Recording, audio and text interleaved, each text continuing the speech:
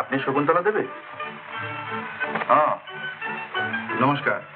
আমার নাম রাজনাথ, রাজনাথ সামন্ত। যাদের সঙ্গে আপনাদের হাত মেলানো দরকার তাদের সঙ্গে গোড়াতেই আপনারা হাতাহাতি শুরু করেন। একটা খবর পাঠিয়ে আপনার ঘরে আসা উচিত ছিল।